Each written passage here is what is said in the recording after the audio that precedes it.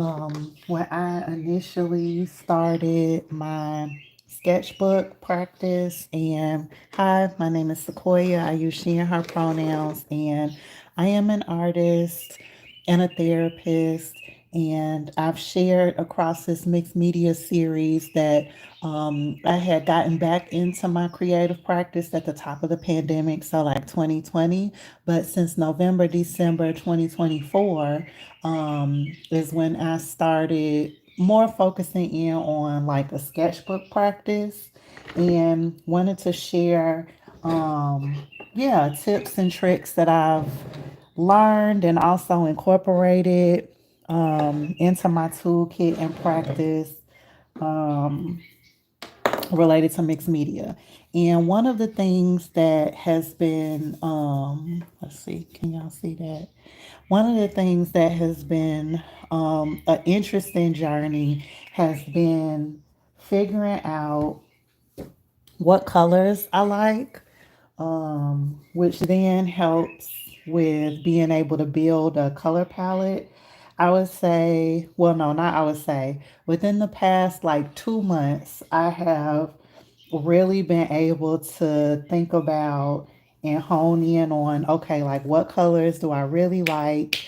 Um, and so that then helps with being able to come up with a color palette that I like.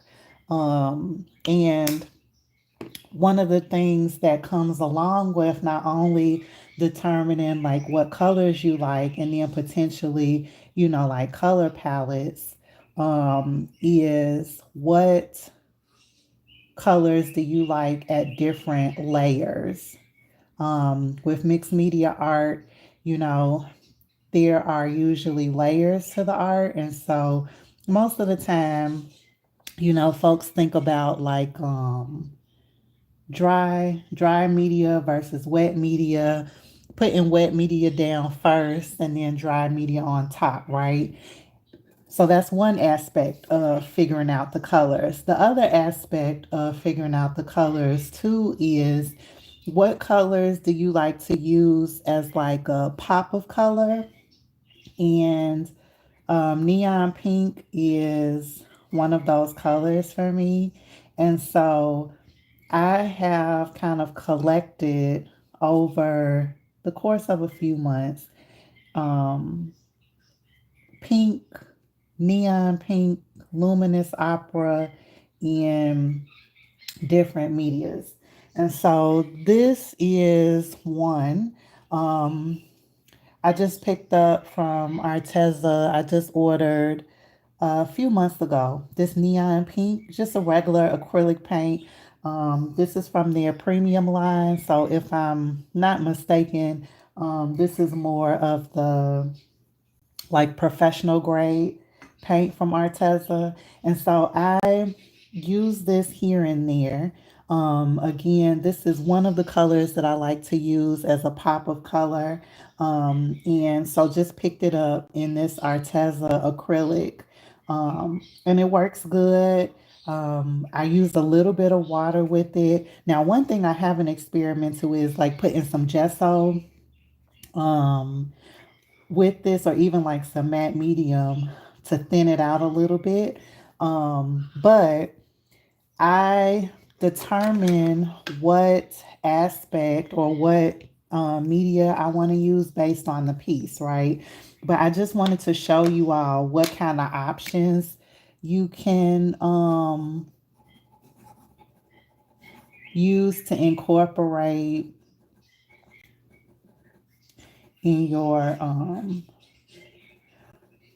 art toolkit. And this is another one.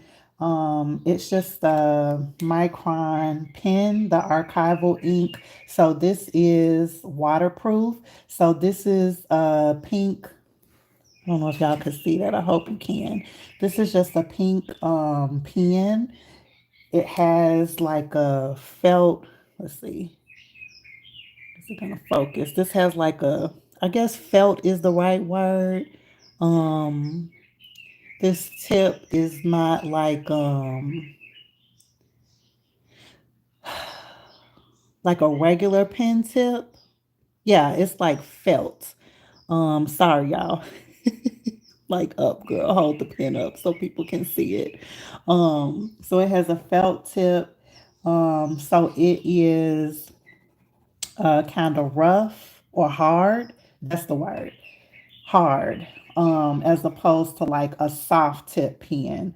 But this is another way that I incorporate this pinky kind of pop of color is that I have a pink pen. Um, the third material that I have that serves as like a pop of color is this the Billow Boss highlighter. And I love these highlighters. If y'all check out my chunky materials video, I talk a lot more about the Stabilo Boss markers, highlighters that I have. Um, and again, like I was sharing, I decide which one of these I use based on the piece, but then also based on like what layer I'm on. So like if I've worked predominantly in like wet mediums, um, once those wet mediums dry, I will probably pick my next option, which is like a pencil. So this is the Holbein Luminous Opera. It's a little beat up too. Luminous Opera pencil, and this is a wax, more of a wax based pencil. I really like Holbein color pencils. These are expensive in comparison to like some of the other brands that are out there. Um, but as you can see, for the most part, right, like you still get this really nice pop of pink. And so when you are coming up with, yeah, like what layers you're working on, it might be fun for you to experiment with the same color in different mediums. And then you want to vary it between like wet mediums and dry mediums as well, depending on how you work. So I have a few more color combinations and examples of different mediums in the same color that I can share with y'all. So this will be like the first one within the series where I, clearly have focused on like this pinky, neon pink, luminous opera color. But we'll move on to the other mediums that I have where I have purchased the same color or along the same range of colors within the same color family in different mediums. I'll see y'all on the next video.